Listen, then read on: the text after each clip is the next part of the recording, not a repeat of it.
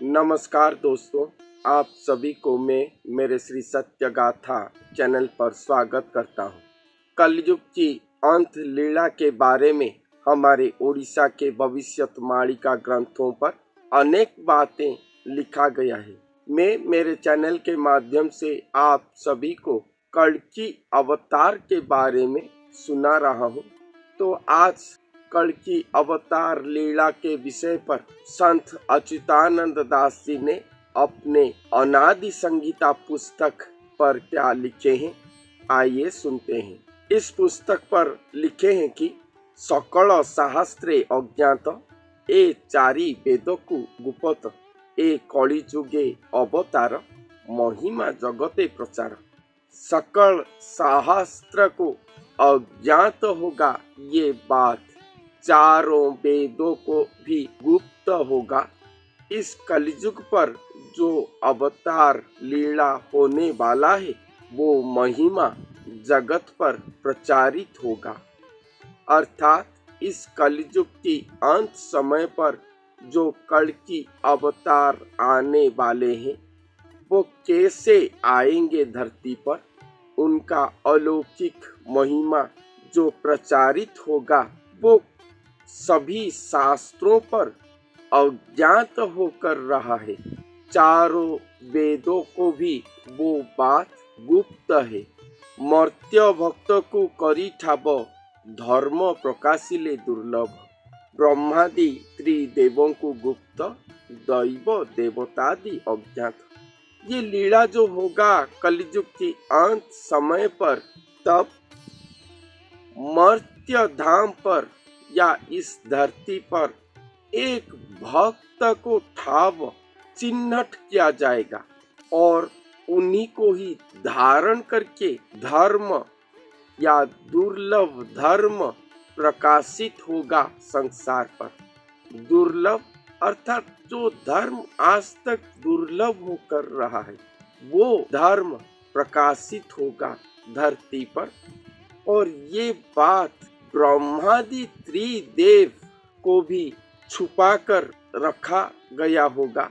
दैव जो सभी के भाग्य चक्र लिखन करते हैं, इस संसार पर जो भी जीव आते हैं उनका भाग्य चक्र पहले से ही दैव निर्धारण करता है, कब वो आएगा, क्या क्या काम करेगा। उसके जन्म से मृत्यु तक जो दैव लिखन करते हैं वो दैव, उन्हें भी ये बात अज्ञात होकर रहा होगा। एक ऐसा भक्त आएंगे कलयुग की अंत समय पर। देवतादि जितने भी देवता हैं उनको भी ये बात अज्ञात होकर रहा होगा कि कलयुग की अंत समय पर कल्कि अवतार लीला पर एक भक्त को चिन्हट करेंगे। मर्त्य पर वो जन्म लिए होंगे और उन्हीं को धारण करके स्वयं दुर्लभ धर्म प्रकाशित करेंगे। सर्वे देखिन आचंबित मर्त्य महिमा भगत। सब देखकर आचंबित हो जाएंगे। मर्त्य पर महिमा भगत प्रकाश होंगे जब धरती पर, क्योंकि ये बात किसी को भी पता नहीं होगा। अगर कभी अवतार लीला धरती पर होता है, उनके जन्म से ही सभी देवी देवता जानते होंगे कि यहाँ पर जन्म लिए हैं अवतार पुरुष, उन्हें देखने के लिए सभी आते हैं। ऐसा पुराणों में वर्णन है। श्री रामचंद्र के समय, श्री कृष्ण प्रभु के जन्म के समय ऐसा होता है। देवता, दैव, ब्रह्मा विष्णु महेश्वर, ये त्रिदेव सभी को ये बात पता होता है। मगर ये कलयुग के अंत समय पर जो लीला होगा वो सभी को गुप्त रहा होगा। वो जो भक्त होंगे वो जन्म लेकर बड़े हो चुके होंगे, मर्त्य भक्त स्वरूप हो चुके होंगे, महिमा भक्त होंगे, उनको धारण करके लीला होगा, फिर भी कोई भी इसके बारे में नहीं जानते होंगे। सभी शास्त्र ये लीला के विषय पर अज्ञ होगा। चारों वेदों पर ये बात वर्णन नहीं होगा। जो दैव सभी जीवों की, सभी आत्माओं का जन्म से मृत्यु तक सभी बातें लिखते हैं, उनको भी ये बात अज्ञात होगा। देवताओं को भी पता नहीं होगा। ब्रह्मा विष्णु महेश्वर उनको भी पता नहीं होगा। ऐसा एक भक्त को ठाव किया जाएगा। वो स्वयं अनादि भगवान, स्वयं सृष्टिकर्ता भगवान के द्वारा प्रेरित होकर आए होंगे, जिनको देखकर सब अचंभित हो जाएंगे। ये जो अचंभित होंगे, ये लोगों की बात नहीं कहा गया है, ये देवी देवता वो सब अचंभित हो जाएंगे। ये सब भगत वहीं पर सृष्टि हो चुके हैं लीला के लिए, उन्हें पता नहीं होगा तो हम चार मनुष्य क्या हैं, उनको कैसा पता होगा। मर्त्यरे महिमा भगत, महिमा भगत, ये शब्द भक्त, भगत और भगवान, तीन भक्त जो हम मायाधीन होकर रहे हैं। हम सब भक्त हो सकते हैं भगवान के, हमें तो पता नहीं, हम सब भक्त हो सकते हैं, मगर भगत और भगवान, भगवान शून्य पर है, हम स्थूल पर हैं। मगर हमारे साथ और एक इंसान है जो कि ये मायाधीन से परे होकर, मायातीत पुरुष होकर धरती पर देह धारण करके रहते हैं, जिन्हें हम सद्गुरु कह सकते हैं, महापुरुष कहते हैं। वो भगवान के साथ हमेशा युक्त होकर रहते हैं। भगवान के ये जो माया खेल है, माया रचना है, जोग माया के द्वारा सभी आवृत होकर रहा है, उससे वो परे हैं। जो साधक वो स्तर को चले जाते हैं, उन्हें हम भगत कहते हैं। ये भक्त नहीं है, ये भक्त से भगत हैं और ये महिमा भगत हैं। ये मर्त्य पर स्वतंत्र रूप से भगवान के द्वारा अवतरित पुरुष हैं। इन्हें महिमा भगत कहा गया है। वो जिसको जो कह देंगे, उनके वाक्य से ही भक्त उद्धार हो जाएंगे, उनके वाक्य से ही दुष्ट निपात हो जाएंगे। वो क्या क्या करेंगे उनका कोई सीमा नहीं है, उनका कुछ भी सीमा नहीं है। अवर्णनीय पुरुष है वो, शास्त्र उन्हें वर्णन नहीं कर सकता। वो ऐसा महिमा भगत होंगे जो धरती पर हमारे भारतवर्ष पर रहे होंगे, जिनको देखकर सभी त्रिदेव सहित अचंभित हो जाएंगे। निष्काम लीला संगात करंती अनादि अवधूत, अनादि जिनका आदि अंत नहीं है, जो स्वयं सृष्टिकर्ता भगवान है, और ये जो भगत है वो अवधूत।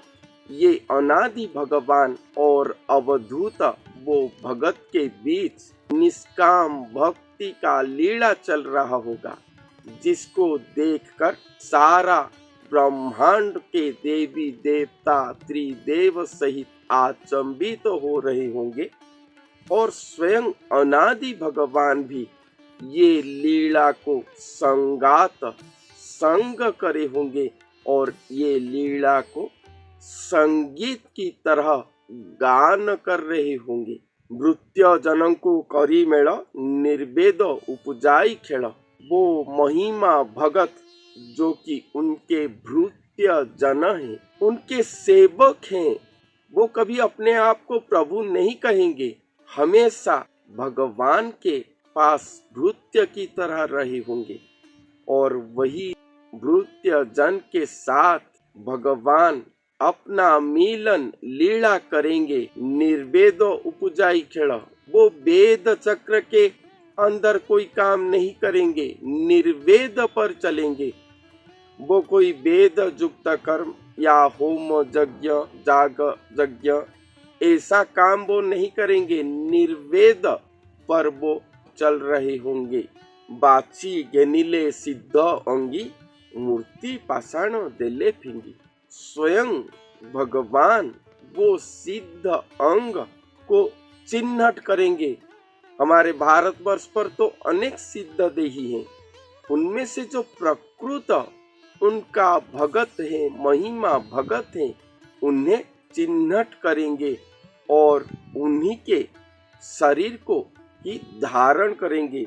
और जो मूर्ति पाषाण पर पूजा पाते थे, अपने शून्य सत्ता को युक्त करके उसे त्याग कर देंगे, फेंक देंगे। सिद्ध अंग को धारण करके अपना दुर्लभ अलौकिकमय लीला को धरती पर स्थापन करेंगे। कलयुग की अंत समय पर ऐसे लीला होगा जिसको कोई भी शास्त्र वर्णन नहीं किया है। चारों वेदों को ये बात गुप्त होगा, त्रिदेवों को भी ये बात गुप्त होगा, दैव देवताओं को ये बात अज्ञात होगा। जब ये लीला होगा तब उन्हें देखकर सब अचंभित हो जाएंगे और वही लीलांग को धारण करके स्वयं अनादि भगवान कलयुग की अंत समय पर कल्कि अवतार लीला करेंगे। मूर्ति पाषाण को त्याग कर देंगे, अर्थात जब कल्कि लीला धरती पर परिप्रकाश होगा या समाज के सामने आविर्भाव हो जाएंगे, तब हम जो मंदिर पर मूर्ति पूजा करते हैं वहां पर भगवान का सत्ता नहीं होगा, अर्थात भगवान का सत्ता वहां पर शून्य हो जाएगा, कुछ भी नहीं रहेगा। इसीलिए भविष्यवाणी ग्रंथों पर लिखा गया है कि कल्कि भगवान आविर्भाव होने के बाद जो पूजा धरती पर चल रहा है मंदिर पर, वो सब कुछ बंद हो जाएगा। सब वो महिमा भगत के शरण में जाएंगे, उन्हीं को ही पूजा करेंगे, भजन करेंगे, जाप करेंगे और सब मुक्ति पा जाएंगे। और ये देवी देवताओं का मंदिर संपूर्ण बंद हो जाएगा। भविष्यवाणी पर ये बात इसीलिए लिखा गया है, जिसका मूल कारण यहाँ पर वर्णन किया गया है। जिन्हें हम मंदिर के मूर्ति पर पूजा करते थे, जिनके शून्य आशीर्वाद पाने के लिए वो स्वयं देहधारी होकर हमारे सामने आएंगे, इसलिए वहां पर जाने की कोई आवश्यकता नहीं होगा। वो स्वयं देहधारी होकर हमारे सामने आएंगे। ऐसे कलयुग की अंत समय पर लीला होगा। महापुरुष अच्युतानंद दास जी ने अपने अनादि संहिता पुस्तक पर ये बात वर्णन करे हैं। तो आज के लिए इतना ही, फिर मिलते हैं अगले वीडियो पर। तब तक के लिए धन्यवाद।